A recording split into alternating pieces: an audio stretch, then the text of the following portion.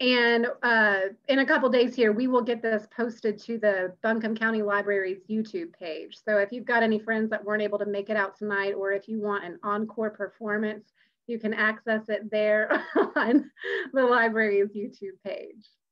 So without further ado, I am so pleased to welcome Mr. Pat Stone. Good evening, sir. Good evening. So when I was 23 years old, I had to get all 4 wisdom teeth taken out. They were impacted. It meant they were going to have to slice them diagonally to crack them out. So they were going to put me under for a long time with the dental gas. I'm a little nervous. In comes this man who introduces himself as Dr. Sandman. And his words to me were, "You're going to have a good time.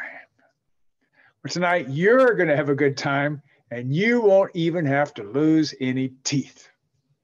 But before we begin, I want to have a clarification of 2 important words. So we're going to show a video to help me clarify them. The video, somebody's babbling silently. Don't pay no attention to that person. The sound on his mic doesn't work. Listen to me and we'll run the video.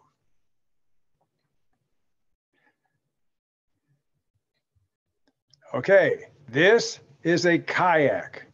You sit on the kayak on your bottom. Of course, you tuck your legs inside. Use a double-bladed paddle, or you wear a spray skirt, which goes around your waist and hips, fastens around the rim of the cockpit, so that keeps water out, so no water gets in your boat. It stays completely dry inside. Use a double-bladed paddle, so you have power on both sides of your boat, and you can roll it and flip it back up, and it's like you never flipped at all. It's like it never happened. Kayaking is fun. Over here is a canoe. This is a whitewater canoe, true, but it's a canoe. You kneel in it, okay? You don't sit on your tail. It has some flotation to help keep water out, but it can indeed fill up with water and become a bathtub. You use a single-bladed paddle. It's only got a blade on one side, so you only have power on one side at a time. Every stroke you take, you have to compensate for the fact that it turns the boat. So if you paddle hard on the right, it's going to turn to the left some. You have to steer it back some. You don't have as much power. That's a whitewater canoe. Now, I'm telling you the difference between these 2 things because every single time I tell somebody I'm doing whitewater, they say, "Oh, you're kayaking." And I tell them, "No, I'm canoeing." And we talk about it. And then they go, "Did you have a good kayaking trip?" Everybody thinks of all whitewater paddlers as kayakers. And there's a reason for that. About 90% of them are. And kayaking can do stuff canoes can't do because they just don't take any water. They're great. But canoeing in whitewater is a valid thing to do. It's legitimate. People do it. It's harder than kayaking, okay? It takes more skill. Now, you may think that I'm showing a slight chip on my shoulder, that I have a little grudge about kayaking. I do have a chip on my shoulder, but it's very small, only the size of a single blade paddle, okay? So this story is going to be a canoeing story. Kayaking the Grand Canyon is not easy, but canoeing the Grand Canyon's hard. To get to the beginning of the story, we go back 60 years, to when I was 11 and at summer camp, High Rocks in Brevard. And they take me down the Green River, the lower Green River, the easy part of the Green River on a tandem canoe trip. I've never canoed in my life. It's sort of an accident. I ended up on the trip and I stunk, but I fell in love with paddling. It just clicked to me. It was just exciting and beautiful and fun. And I became a passionate canoeer. I canoed every chance I could at summer camp. In a few years, I was in charge of the whitewater department at Camp High Rocks, paddling all the time. My high school graduation present from my mom and dad was a 15-foot aluminum Grumman canoe. I liked it more than if they'd give me a new car. I was enchanted. I canoed all through college whenever I could. I canoed after college. I chased Becky, my wife, to Philadelphia. Well, a lot of nice creeks, outside Philadelphia. And one of the ones that I would do the most, before we do that, I need to back up just a little bit. Back at summer camp during those days, I would do rivers often by myself. You're not supposed to do that. It's not considered safe and with good reason. So if I'm going to tell you, don't do it. I did it and I still do it. I try and be very careful. because it was so peaceful being out there alone and so beautiful. One of the rivers I would canoe is the Nantahala. Now today, on a busy weekend in the summer, 5,000 people go down the Nantahala. 5,000. I went there once on July 4th, and it was such a parade, so packed with boats that you could have crossed from one side of the river to the other just stepping on the boats. Back then in the 60s, when you went there, there was nobody else there. Not a soul. Your group or yourself were all that was there. And I would go over there and run the Nantahala and have a wonderful, beautiful time. It was a great river. One day, there was somebody else there, an older gentleman. His name was Charlie Patton. He was the postmaster of Brevard, North Carolina. And he would go over there and paddle it by himself too. He was a World War II veteran. He had an arm injury from a wound. He didn't have as much strength in his arm as he should. He built a special kind of rig on the side of his car so he could roll his canoe up on top. So he paddled without a lot of strength. And I asked him if I could paddle and do a run with him. And he said, sure. And I followed him. And it was a revelation. I was used to thinking of canoeing as a macho activity, a manly activity. You were fighting the river, conquer the river, defeat the river, win against the river. He wasn't doing any of that. He wasn't even hardly paddling. He was drifting, gliding, sailing. He would use his paddle like a paintbrush and dip it in here or there just to steer the boat just a little bit. He smoked a cigarette while he was going down the Nantahala. I was aghast. It was amazing. It was beautiful. I tried to copy every stroke he did. It changed my whole concept of paddling. So I became someone after that whose goal was to paddle with the water, not against it. It's like riding a horse. You can't overpower a horse. So to ride successfully, you have to work with the horse and use its power with yours and work together. And I learned and worked on doing that with the river. Now, back to Philadelphia. I would go up and do a river about an hour and a half north of Philadelphia called the Nescopec when I got the chance. Beautiful creek, nice maneuvers, nice and tight, really fun, really pretty. And I would take my bicycle. I'd leave my bicycle down at the bottom of the river, paddle down, pedal back, get my car, reorganize everything, paddle down, pedal back. I might get 2 full runs in. I might camp in the woods and do it the next day. I had a great time. One day, I was on my first run, and it was just one of those days when everything clicked. When you were paddling so smoothly, you weren't touching a rock. You were just darting in between them, just dodging around, just having a wonderful, smooth gliding time. And I looked up and I saw this hawk soaring by overhead. And I thought, look at that. He's soaring through the air and I'm soaring through the water. We're doing the same thing, just in completely different elements. Made my first run, did the bike back, car back, boat back, made my second run. Just as smooth, just as graceful, just as loving. And there was that hawk watching me again, soaring high in the sky. Well, normally 2 runs was as much as I could handle. That was a lot for a day to do all the bike shuttle, all the driving. But this day was so special. Everything was going so smooth. I wanted to do some more. So I thought, well, this is what I'll do. I'll do half a run. There was one bridge, one road that crossed the river halfway down. The rest was all in woods. I could leave my bike there, take out there and pedal back. It'd be a shorter run, but it'd be some more. So I did that, started down that third run. Once again, everything's just clicking and sliding in place. The pieces are just fitting. It's just smooth. Oh, golly. And I see the bridge. I'm coming to the bridge and I go, I can't stop. I don't want to quit. I don't know how I'm going to get back from the takeout. I don't have a bike there. I don't have a car there. There's no trail along the river. I don't know how I'm going to get back, but it doesn't matter. I'm going to go on. So I go under that bridge, go around the next bend, and there on a branch hanging over the river is that hawk. And I drift towards him, and he looks down at me, and I look up at him. And I look at him as I go by, and he looks at me. And I look at him as I'm going away, and he's looking at me. And I go around the bend. That hawk knew I was there. He came down to watch me. And that was probably the best affirmation of my paddling style I ever had in my life.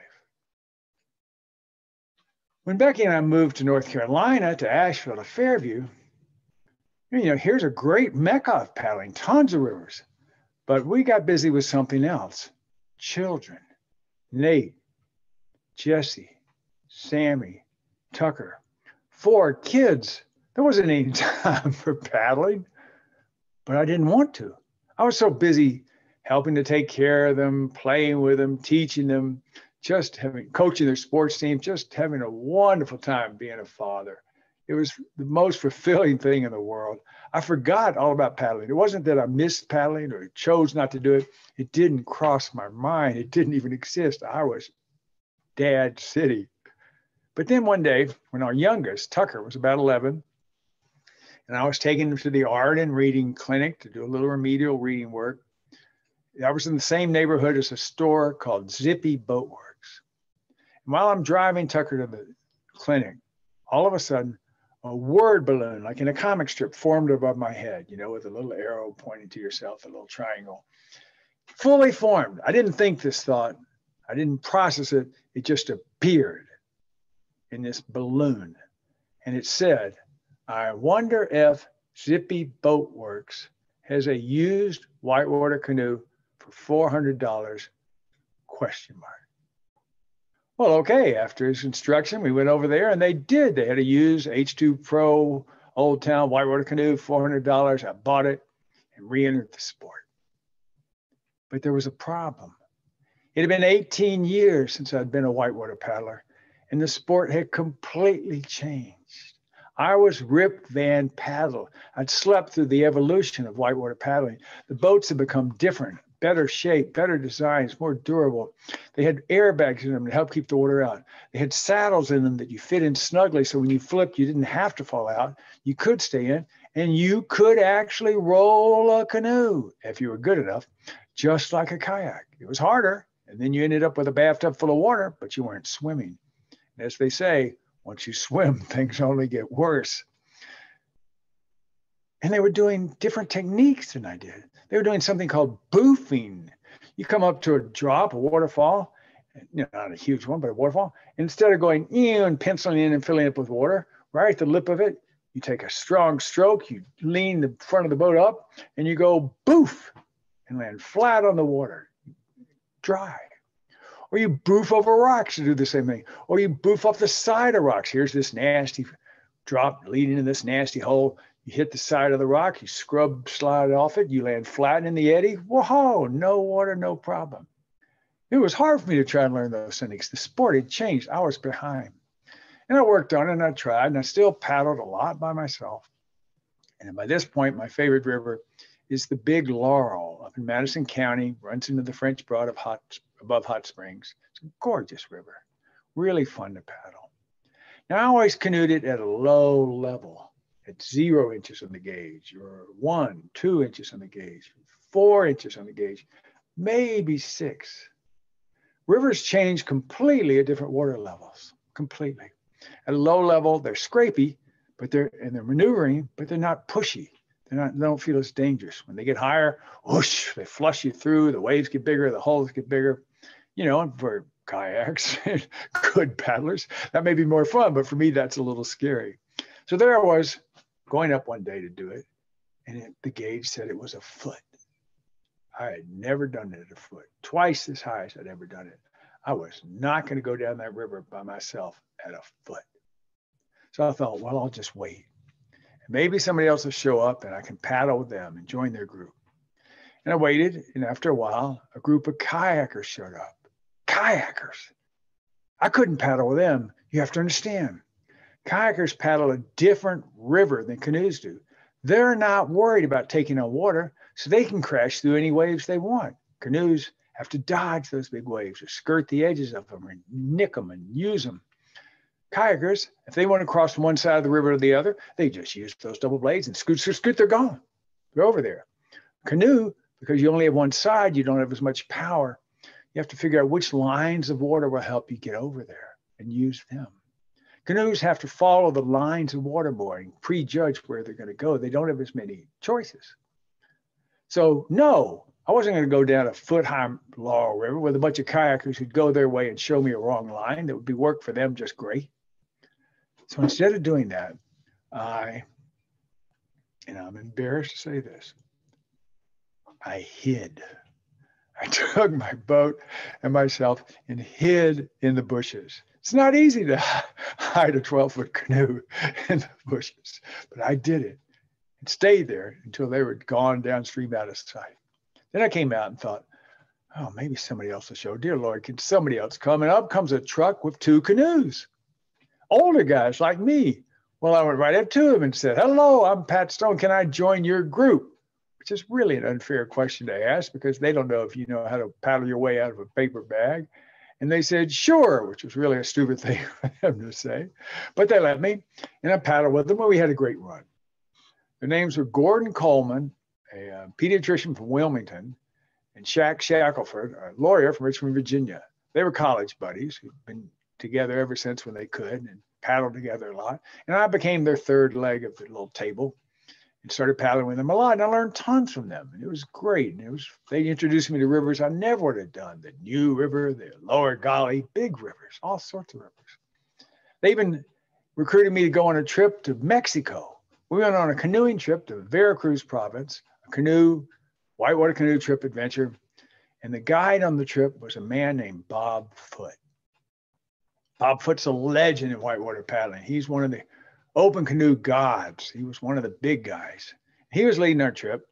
And Bob was a good instructor, but he was not a gentle instructor. I'm a coach, not a teacher, he would say as he yelled at us once again for using doo-doo strokes. So it was a challenging week. We did one river that was 4 miles long and just one rapid, totally beautiful. But it was an interesting week. And on the van rides between these remote rivers and these remote back areas of Mexico, Bob would tell us about the Grand Canyon.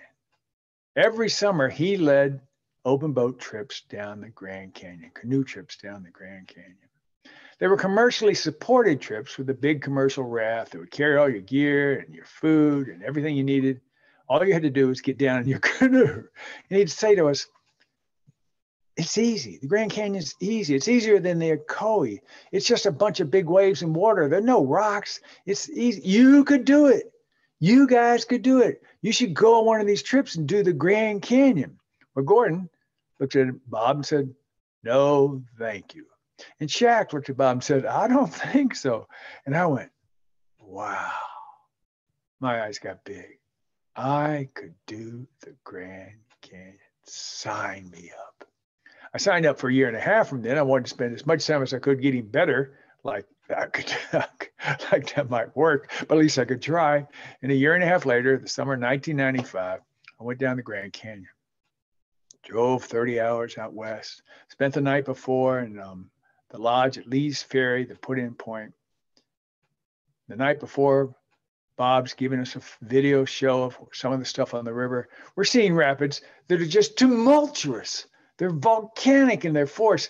You'll be riding in on some of these videos on a smooth wave, and all of a sudden, out of nowhere, the water will erupt from underneath with a crashing wave that totals him and smashes him and sends him downstream. It came out of nowhere. How do you avoid that? It was the scariest thing you could ever see. I did not sleep at all that night. At least I don't remember sleeping. There were four rookies on this trip. Me, Leslie, Paul, I think the other guy's name was Gordon too. And then there were 4 veterans, Bob and his girlfriend Karen, who were going to paddle tandem canoe, 2 people in a canoe down the Colorado. And another guy named Jake paddling solo canoe, and his girlfriend Mary paddling solo canoe, the veterans, the guides. The next day we all set off, we get all our gear ready, the rafts, everything's loaded, the boats are all figured out and fiddle-whittled with, and we set off. And the first thing you notice, this current is strong. We're paddling flat water. There's no rapid, and we're getting pushed downstream. You have to understand, the French Broad, which is the biggest river in this area, averages about 2,000 cubic feet per second, 2,000 CFS. The Colorado, which was released from Lake Powell from the bottom of the dams where the water's 50 degrees, really cold, runs 18,000 CFS. 9 French Broads, 9 of them. It's a maelstrom of water. It's a gusher, a geyser, a horizontal geyser. It's incredibly powerful. So we paddle for a few miles of flat water, get to a spot and pull over. Bob says to us, "Can I have the first slide, please?" "Can I have the first picture?" "Jamie, you there?" "Yay." Bob, he's the guy with the ponytail, says, "This is Badger. This is Badger. We're going to do 3 rapids today. Normally we would not scout a rapid this small, but we're going to scout all 3 today because they're going to be bigger than anything you've ever done." Well, I looked at that from the shore and I went, "That doesn't look so bad. Come on, what is that? That's just a line. There's a green tongue in the middle. It doesn't look hard at all. Why is he making this big deal about it? It's not that big, bigger than anything I've ever done. Let's go." So Bob and Karen get in their canoe and they head out to the top of the rapid, and I get in right behind them. I'm going next, man. I'm ready to go. Let's go. Let's go. And I'm paddling behind them as they approach the rapid. We don't need the slide anymore. It can go away. Bye-bye slide. And I'm paddling right behind them. They're maybe 4 or 5 canoe lengths apart, just right behind them, getting ready for the top of the rapid, just getting ready. And suddenly, they disappear. They disappear. Where am I supposed to go? Where'd they go? What happened? What happened? I paddle up 4 more canoe lengths, and whoa, the bottom drops out. I'm on the first wave, and you go down, and you go up, and you go down, you go up. You see brown, you see blue, you see brown. You never see the whole rapid anymore. And I was just floundering. I wasn't steering. I wasn't paddling. I was just holding on. My paddle in the water as best I could till I got through the rapid and got to shore. And I went, "What happened? This was a bait and switch. Somebody put a different rapid in there. That's not the one I saw on shore." And I went to Bob and said, "You chipped me. What the heck is that about?" And he said, "It's a matter of scale."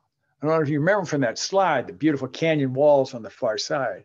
He said, you look at those and you see landscapes that you're used to out east. You see something that might be 200 feet tall. But of course, it's 1,000 feet tall or 1,500 feet tall.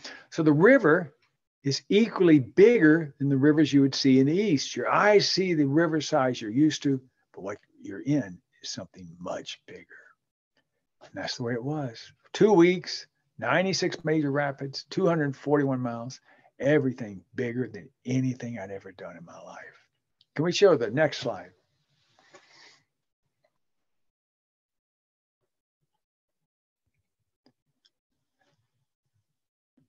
So there's Badger again. And there's the next slide. This was one of the rapids we did on the first day. One of the rapids. It's launching my canoe into the air. I want to tell you, I'm not used to getting launched in the air. Look at all that tumultuous stuff just ahead of my bow on the left. Forget that. You want to be in that. That's Trash City. This is the kind of stuff we were in. Okay, so that's good with that slide. Thank you very much. The Grand Canyon is immense.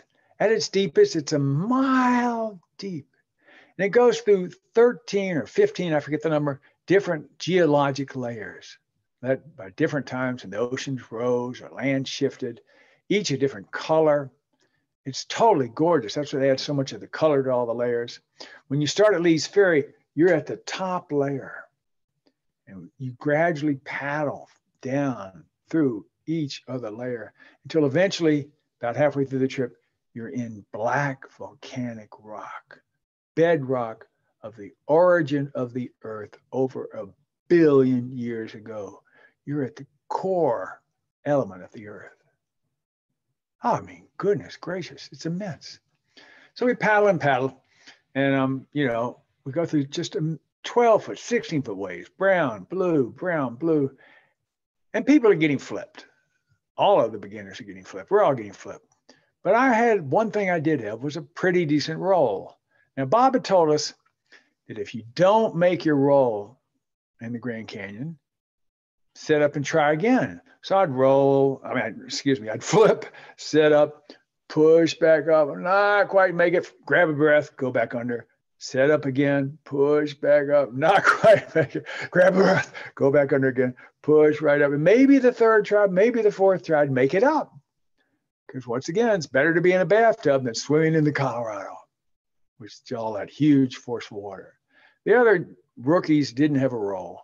So we all had our rough times, but at least I wasn't swimming. I was, blubbering my way down. And we'd sit and talk with each other at night, and we were all scared. I mean, it was scary. But oddly enough, and this is the essence, I was the most scared.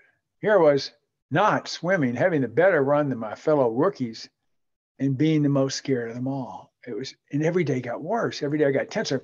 The rapids out west, they rate them on a scale of 1 to 10. In the east, it's 1 to 5. And 5 is scary bad. They have a whole other 5 more numbers out west. And they need them because the rivers are immense. They're just hugely powerful. Let's take Hans. Okay, it's about halfway through the river trip, and the rapids are getting harder. We've been doing 3s and 4s. Now we're doing 6s and 7s.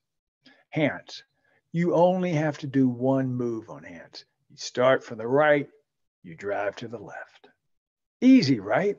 No, impossible. All this force is coming in from the left, just pushing you and shoving you to the right and trying to drive you in all the tumultuous water across the wall of the canyon. That's really where all the bad stuff happens. And you want to stay out of that. And I drove and drove and drove and drove and drove, and I made it. I made it down to the end of Hans. I got to shore. I looked down in my boat. There's like a gallon of water in my boat. I made it dry. I made it dry. Am I happy? Am I delighted? Am I smiling? I'm doing everything I can to keep from bursting out crying. I'm so scared. All of a sudden, I imagine that there's a telephone pole right there on the shore, and there's wires going all the way across the country. And I imagine I could turn myself into little electrons and beam myself down those wires back to home. And if I could have, right that moment, I would have. All I can think is, I want to go home. I want to go home. I want to go home. But I couldn't. The other rookies, by the way, all swam in Hans. They're all getting flushed down through that rapid. And I made it dry, and I'm the one who's terrified. Oh, God. And then, we would do these side hikes because they're beautiful side hikes for the canyon. Beautiful side hikes, just incredible side hikes. Sinuous, narrow little green and white, ribbony caverns of water. Great things. But the climbs up to them are steep. One slip and you're gone. There's no safety rope. They're more dangerous than the river. So I'm not getting rejuvenated and resuscitated and recharged on the hikes. I'm getting more terrified. Now let's do the next slide. I need to interrupt the terror part.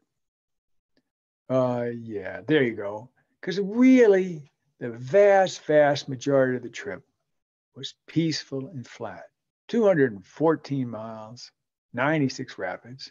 Well, the vast majority is this flat water with these gorgeous canyons that got deeper and deeper. This is early in the trip. The canyons aren't even hardly deep yet. I'm not going to, in this talk, do the Grand Canyon justice because this is mostly about my trip down the river. But the Grand Canyon is an incredible spectacle. And just to give you one little hint of it, I'm going to read one quote from an Englishman named J.B. Priestley that he wrote in 1937.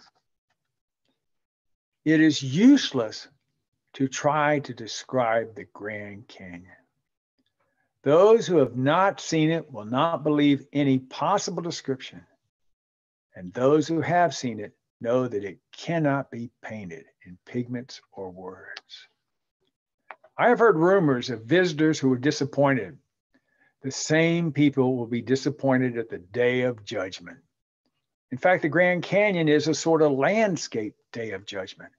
It is not a show place, a beauty spot, but a revelation.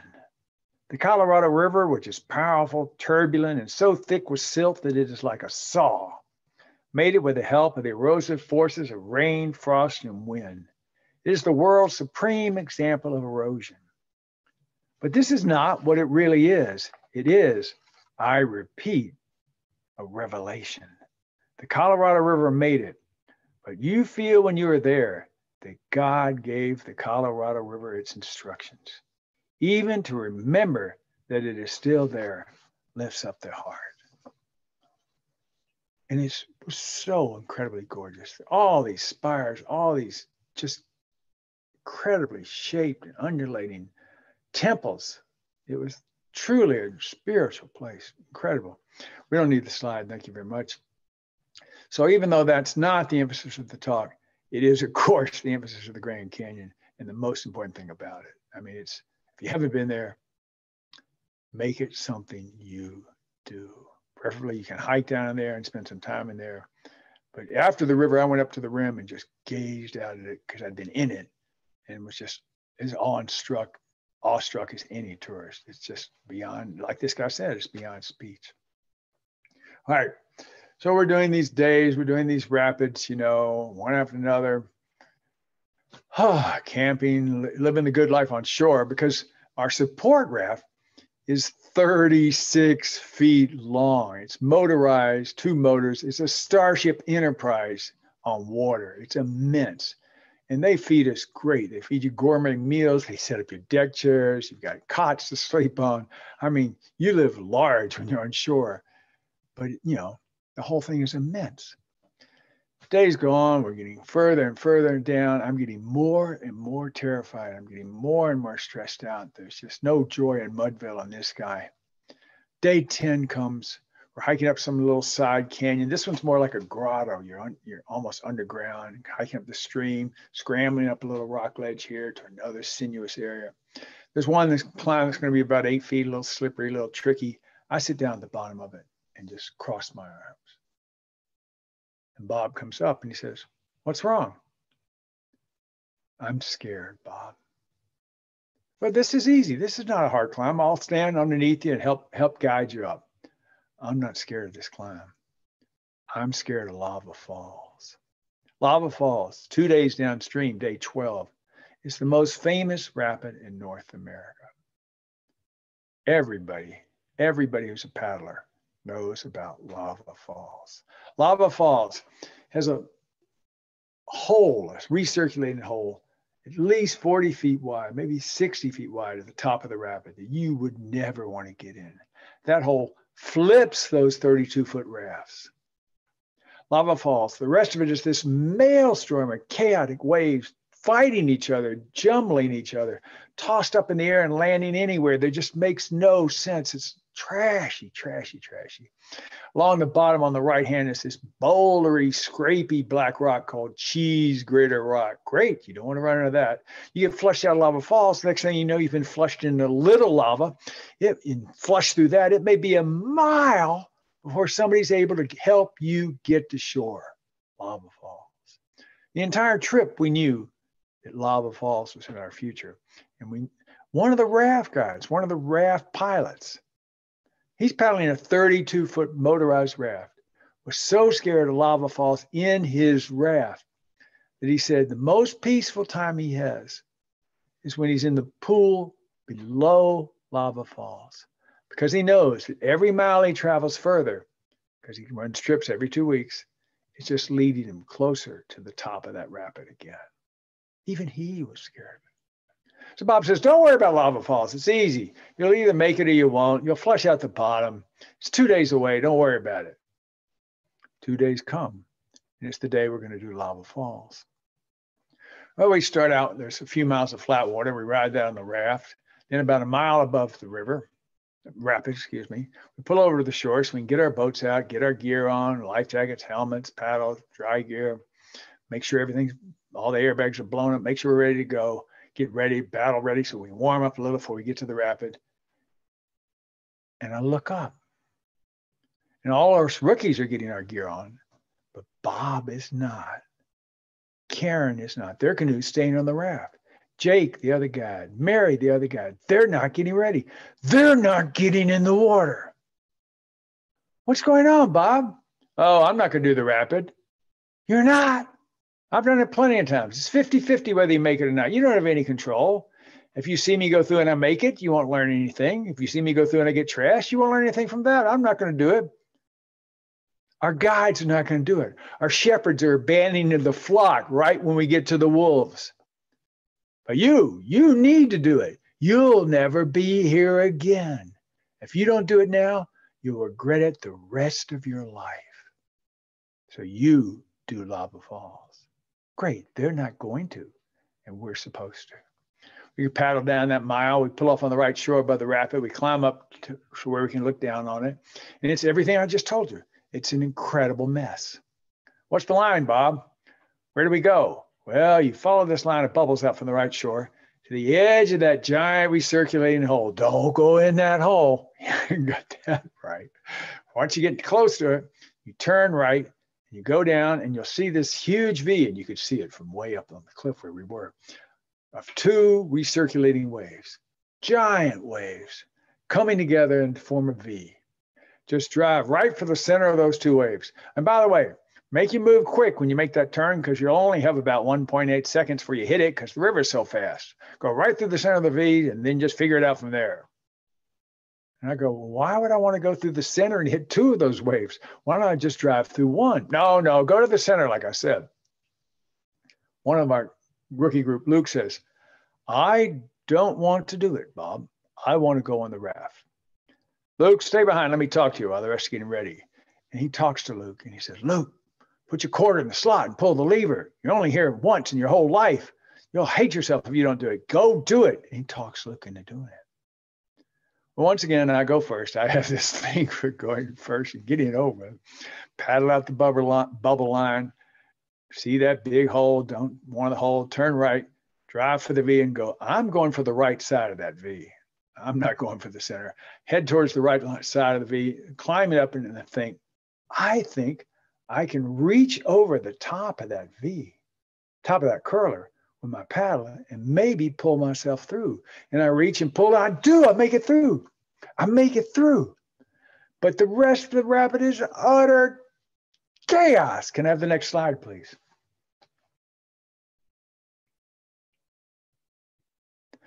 Look at that. This is me in Lava Falls. I'm not in control. I'm struggling here. I'm impossibly terrified, fighting and pushing and struggling. My boat's facing upstream at this point. I'm not even pointed down river. I'm just in a turbulent stew. And I'm in the middle of this thrashing and tossing around like a ship at sea in a storm, when suddenly one big long wave, we can say goodbye to that slide now, and I'll be glad to see it go. One big long wave grabs my boat and starts to surf it like going down the side of a surfing wave. Typewriters it all the way down to the side of the river and to the shore. I made it. I made it through Lava Falls. When my daughter Jessie was a senior in high school at Reynolds, Class 5A, she was in the state basketball championship game. She was the starting center, playing an undefeated team in Raleigh. They were down all the game. At the very last minute, they came back and won by 2. Nate, Sammy, Tucker, Becky, and I, we run down, we hug Jessie, we're jumping up and down, we're celebrating. And I say to her, Jessie, you have something now that no one can ever take away. No matter whatever happens in the rest of your life, you can say, I was a state champion. And me, I just made Lava Falls. No matter what screw-ups I do in the rest of my paddling life, I made Lava Falls. The other rookies, not so lucky. Every one of them swims. Some of them have bad swims all the way through little lava. One of them hits the edge of swirl pools where they get pushed underwater, and hold on to the rope on the back of your boat, because that is now your life preserver.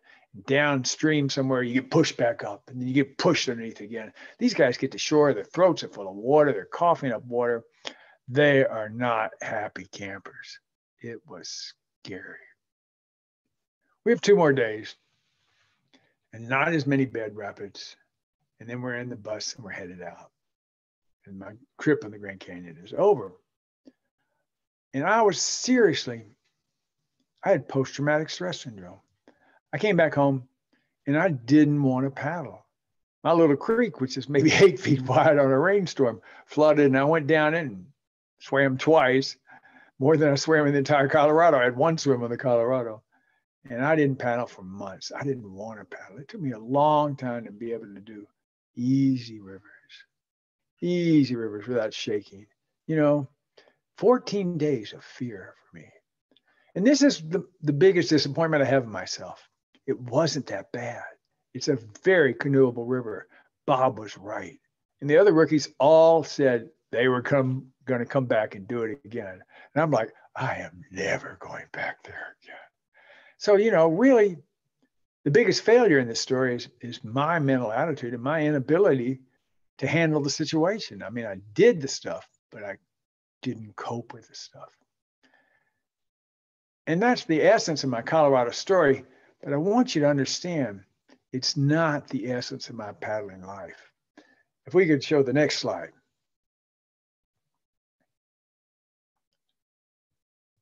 Okay. Eventually, I got used to paddling again and got comfortable doing the creeks at home. Here's the Rocky Broad, which is just over the mountain, of course, down towards Lake Lure when it's got some water in it. Wonderful, tight, exciting run. Got so I was comfortable doing stuff like that again. Next slide. This is me on the bus leaving the Colorado. I should be happy. We're finally leaving. Does that look like a happy person to you? Can you see the red in his eyes, the tears in his eyes? Not just the scruffy beard. Can you see the bruise on the nose? That's from the next to last day when they told us to paddle right into the mouth of this huge breaking wave that hit my boat so hard, it smashed my boat into my face. I bled out of both nostrils, had nosebleeds. I was like getting knocked out. Is that a happy camper? No. Can I see the next slide? This is what my paddling experiences normally are. This is what I love about paddling. It's the just most satisfying, fun, fulfilling thing I've ever done in my life. And I'm grateful for it every time I get to go. Thank you. That's the end.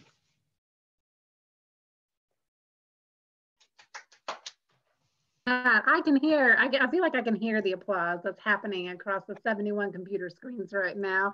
That was just such a treat and such a treasure. Thank you so much for that story tonight. I'm scared.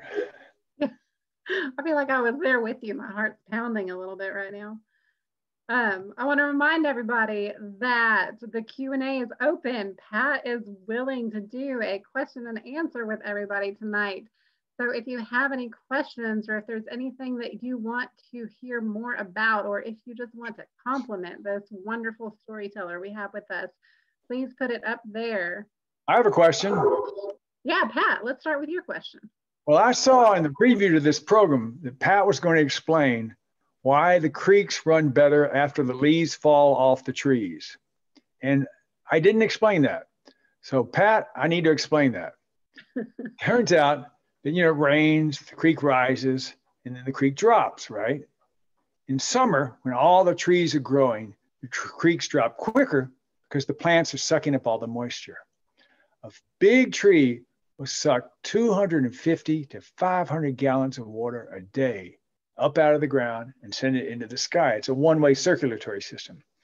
In November, when all the leaves drop, the rivers quit dropping. If it rains, they hold it longer and keep it longer, which I've always thought was a really cool thing. So winter paddling is better if it's dependent on rain than summer paddling if you can deal with the cold. All right, we've got some questions coming in. Well, first, we've got a lot of people saying hi. Thank you for doing this. Somebody's watching in Vermont right now. Thank you for doing this. You're amazing. We've got a request for 2 more slides. But our first question is, other rivers that you like to paddle? Are there other rivers I like to paddle?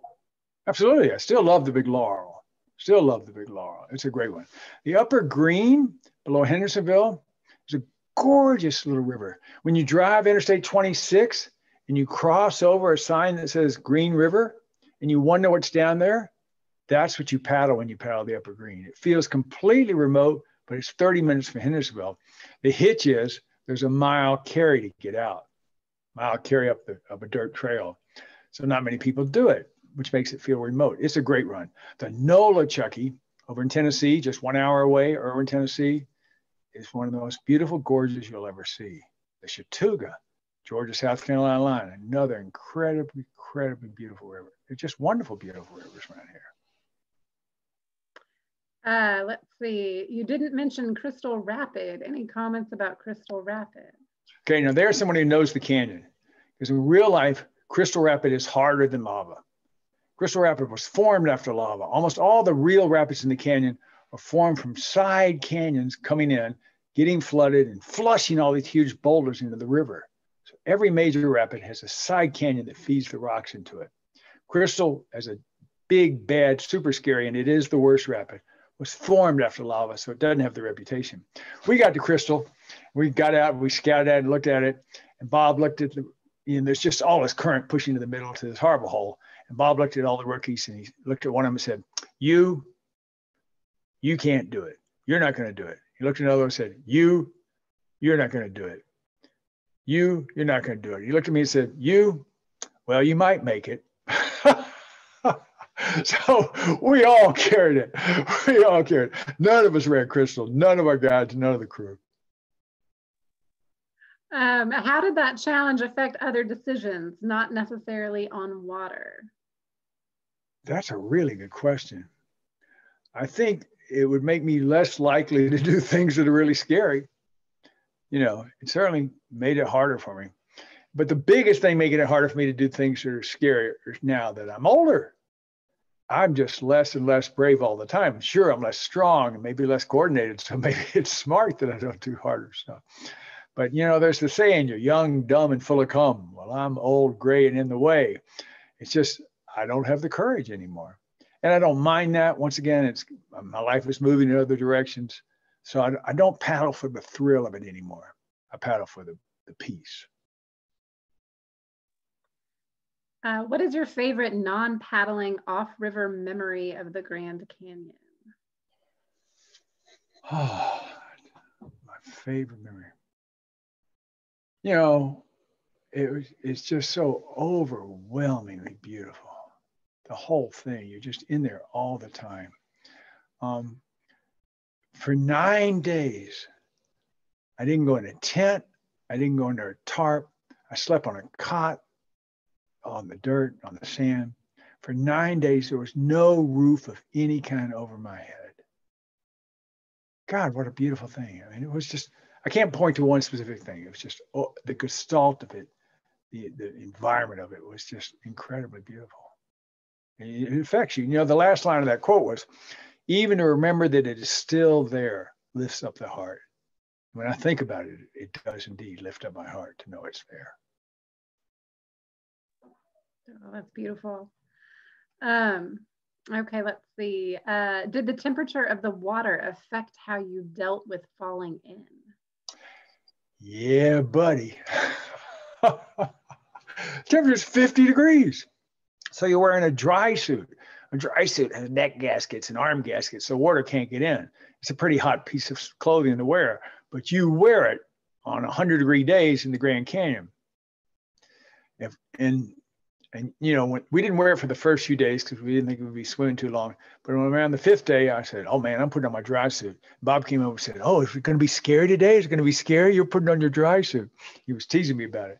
But the water's super cold. And so you do need to protect yourself from that. People don't die from paddling the Grand Canyon. They die from falling off the cliffs, falling off the edge, and they can die from the cold.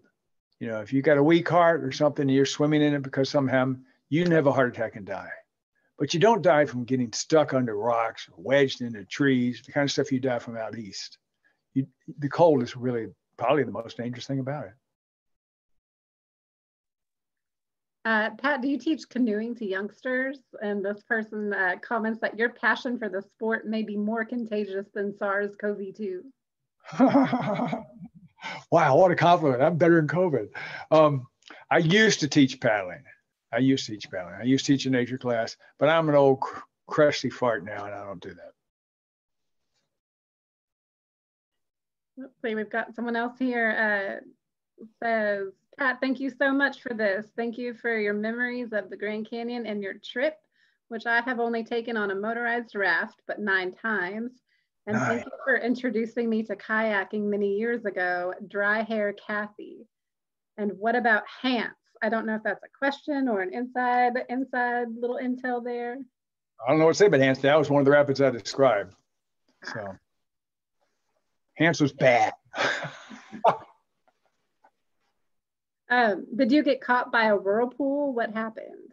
I did not, but one of my friends, I don't know if you know what an eddy is. When a river goes down, if there's a rock or something on the edge of the shore, the water gets real quiet along that edge or behind that rock. That's an eddy. The water's sitting still, or maybe even flowing upstream. Okay, fish like to swim in eddies and eat in eddies. Between the current going downstream and the eddy is a line where the current's going both ways at once. And that can form these whirlpools. Now, in the Grand Canyon, the whirlpools can spontaneously form all of a sudden. So one of the people on the trip, Luke, was just sitting, coming out of the eddy. All of a sudden, the whirlpool formed and went poosh and sucked him right under. Just out of nowhere. You know, it flushed him up 20 yards downstream, 10 yards downstream. But that stuff doesn't happen on eastern rivers. No, I looked up. I didn't hit a whirlpool. The one time I swam was on Granite Rapid. Granite's another one of these, go right to go left, you know, and I'm saying, well, what if you go so far you hit the other shore? And Bob's saying, you won't hit the far shore. Better paddlers than you wouldn't hit the far shore. And I'm driving. And I think I'm going to hit the far shore. So I start to let up. And immediately the current goes whoosh and pushes me into the three giant waves. One of them flips me. And I set up to roll. You put your paddle out to the side, and the current yanked my paddle out of my hands. It was so strong, it took my paddle away. So I had to swim. What month season were you on the canyon? It was August, it was summer, it was warm. Have you ever taken your grandkids in the canoe? Yes, of course. Lots of times. And I've taken them, I have a raft and we'll take them rafting. Oh, absolutely. They know of Papa as being Captain Eddie. That's my nickname. Do you have any advice or thoughts about attempting a self-support canoe trip through the Big Ditch? Big Ditch, the Big Ditch meaning the canyon? There are people that do it, and my hat's off to them. You know, you're not looking at someone who's a superior paddler here. There are people who do that trip. They take all their gear, they tandem canoe it, they do the Grand Canyon like that, and I have nothing but respect and admiration for that. My tip is, have a great trip. Don't invite me. All right, it looks like, I think we have one more question here. I'll go through and make sure. It says, hi Pat, I was just at Lee's Ferry today. Do you recommend a very unskilled paddler put in there for a few miles? No, absolutely not, because you will not be able to take out. There's no road. There's no exit. The nearest exit is 90 miles or 80 miles down at Phantom Ranch. Once you start the Grand Canyon, it's not like some roadside creek. You are on the Grand Canyon. You are stuck there. You know, if you could carry up somehow and go a few miles upstream from Lee's Ferry and find a road that lets you in there, you could do that. And there must be a way to do that because, you know, the dam's upstream. And take out at Lee's Ferry, you could do that. But once you put on Lee's Ferry, see you later. We've had a couple more questions roll in here. People are just so excited about this. The accolades are rolling in as well. What was your favorite side canyon? Oh, God, I forget whether it's called Deer or Green. I forget the name of it. I'm sorry. This was a little while ago. But it was just one of these ones that the walls just undulate, you know, like ribbons or like a dress. Colorful dress, and you're walking in the little creek and just looking up at that, and it's so smooth you feel like it would be soft to touch, you know, just gorgeous. Like, here's a less appealing image, like intestines. I mean, it was just so windy, you know. It's just absolutely gorgeous. The side canyons were incredibly gorgeous. Grand Canyon was incredibly gorgeous. You know, I finished that trip. I did go up to the top and look off the south rim, and it just takes your breath away. And I went to the Cinemax, the IMAX theater they have there. And other than going down the canyon and going through the canyon, to feel like you're in the canyon itself, that IMAX movie was pretty good because it has this plane, you know, flying down in there and winding in all those places. But yeah. Well, Mr. Pat Stone, thank you so much tonight. We have Maybe we'll leave with this one compliment that's here in the Q&A that I just think is wonderful. They say, twice the man, half the paddle. Best storyteller. That's another one of the canoe sayings, right? Half the blade, twice the paddler. Yeah. And, we canoers, we do have a chip on our shoulder. Well, thank you so much, Pat. Thank you so much to everyone coming out tonight. This has just been a really wonderful evening. And, you know, we hope to do this again and maybe even live in person next time. But as a reminder, we have recorded tonight, so we will be posting this on the library's YouTube channel. If you want to have an encore presentation or if you want to send people there that weren't able to make it out tonight. But yeah, thank you so much. Thank you, guys. Whoever you are, wherever you are, nice to see you or not see you. Thank you, Jamie. Thanks for making it happen. Thanks. Good night, everybody.